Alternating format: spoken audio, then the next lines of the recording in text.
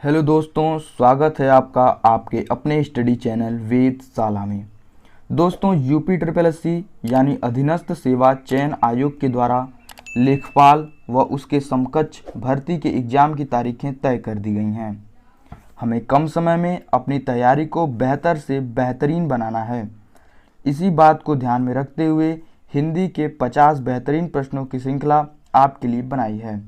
उम्मीद करते हैं कि परीक्षा में इसी तरह से प्रश्न पूछे जाएंगे, तो शुरू से अंत तक बने रहिएगा हमारे साथ। चलिए आइए शुरू करते हैं आज का अपना सेशन। तो आज का हमारा पहला प्रश्न है, य र ल व व्यंजनों को कहते हैं। य र ल व व्यंजनों को कहते हैं स्पर्श व्यंजन, अंतःस्थ व्यंजन, ऊष्म व्यंजन या उपर्युक्त में से कोई नहीं। तो इसमें से जो बी वाला ऑप्शन है बिल्कुल सही हो जाता है। य र ल व को हम अंतःस्थ व्यंजन के नाम से भी जानते हैं। अर्वाचीन शब्द का विलोम होगा। अर्वाचीन शब्द का विलोम प्राचीन, अद्यतन, अधुनातन या सनातन।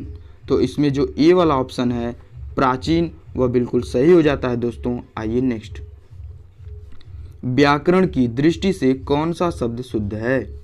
बिरहड़ी, ग्रहणी, विभीषण या जगतगुरु। ध्यान से देखिए दोस्तों, इनमें से ये तीन ऑप्शन बिल्कुल गलत हो जाते हैं और बिरहड़ी जो है सही है। प्रागैतिहासिक में किस उपसर्ग का प्रयोग हुआ है? प्रागैतिहासिक में प्राक, प्राग, प्रा या प्रागैति, इन सभी में से किस उपसर्ग का प्रयोग हुआ है? तो इसमें ए वाला ऑप्शन जो है बिल्कुल सही हो जाता है, प्राक शब्द का उपयोग हुआ है। बहिष्कार का संधि विच्छेद होगा। बहिष्कार का संधि विच्छेद बहिधनकार, बहिष्धन आकार, बहिधन आकार, बहिर्धनकार। इसमें जो ए वाला ऑप्शन है बिल्कुल सही है, बहिधनकार। निम्न में पुल्लिंग शब्द को चुनना है, पहिया, लिखावट, पखावज या मझधार। तो इसमें जो तीसरा वाला ऑप्शन है सी बिल्कुल सही हो जाता है, पखावज पुल्लिंग शब्द है, बाकी तीनों शब्द स्त्रीलिंग हैं। निम्न में से संयुक्त व्यंजन कौन सा नहीं है? य, छ, त्र या ज्ञ। देखिए दोस्तों, छ, त्र, ज्ञ ये तीनों क्या है? संयुक्त व्यंजन की श्रेणी में आते हैं। और हमारा पहला वाला ऑप्शन जो है यह संयुक्त व्यंजन नहीं है, इसलिए यह वाला ऑप्शन सही हो जाता है। नेक्स्ट, मृत्युंजय पद में कौन सा समास है? तो मृत्युंजय पद में कौन सा समास है दोस्तों? द्विगु, कर्मधारय, बहुब्रीहि या द्वंद्व। तो मृत्युंजय पद में बहुब्रीहि समास होता है, इसलिए हमारा सी वाला ऑप्शन बिल्कुल सही हो जाता है। निमिष शब्द का पर्याय है।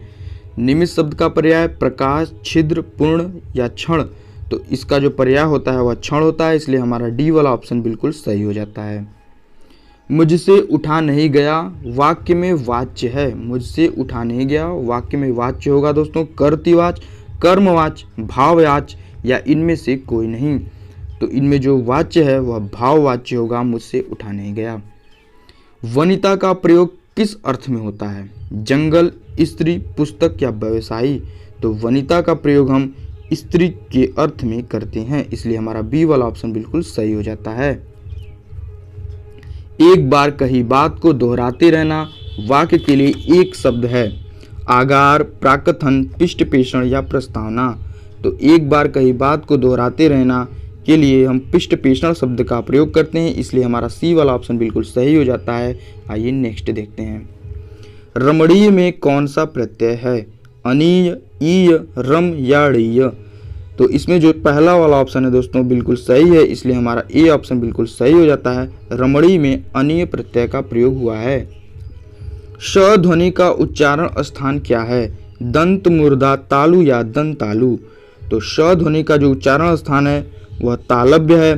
तालव्य से ही श ध्वनि का उच्चारण होता है, इसलिए हमारा सी वाला ऑप्शन बिल्कुल सही है। निम्न में से किस शब्द की वर्तनी सही है?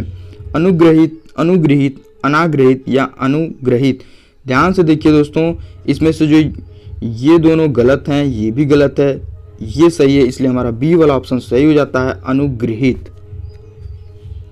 काहेरी नलिनी तू कुम्भलानी तेरे ही नाल सरोवर पानी। काहेरी नलिनी तू कुम्भलानी तेरे ही नाल सरोवर पानी पंक्ति के रचनाकार कौन है? जायसी, रैदास, कबीर या दादू।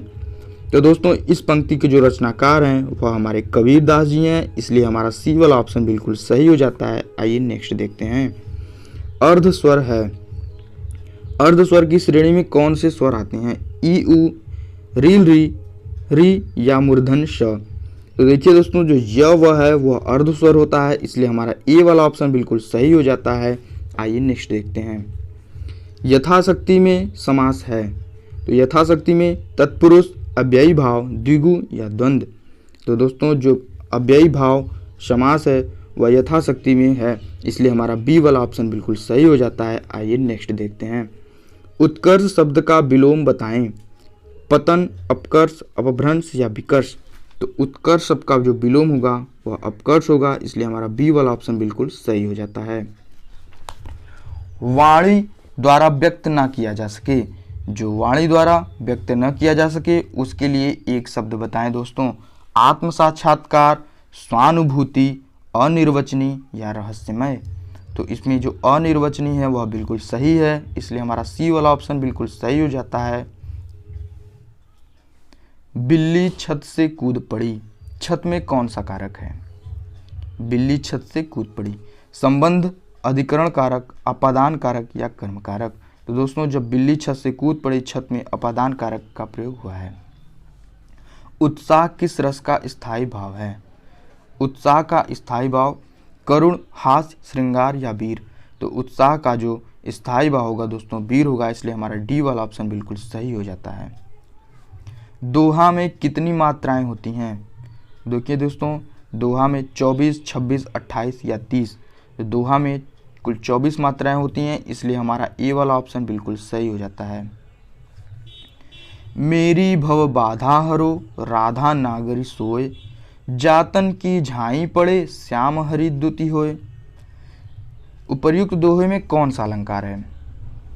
अन्योक्ति, श्लेष, रूपक या यमक। देखिए दोस्तों इसमें श्लेष अलंकार होगा। मेरी भव बाधा हरो, राधा नागरी सोए, जातन की झाई पड़े, श्याम हरि द्युति होए में श्लेष अलंकार है, इसलिए हमारा बी वाला ऑप्शन बिल्कुल सही हो जाता है। आइए नेक्स्ट। ट वर्ग में किस प्रकार के व्यंजन हैं? ट वर्ग के व्यंजन किस प्रकार के हैं दोस्तों, यह बताना है हमें। दंतालु होते हैं, मूर्धन्य होते हैं, तालव्य होते हैं या ओष्ठ होते हैं।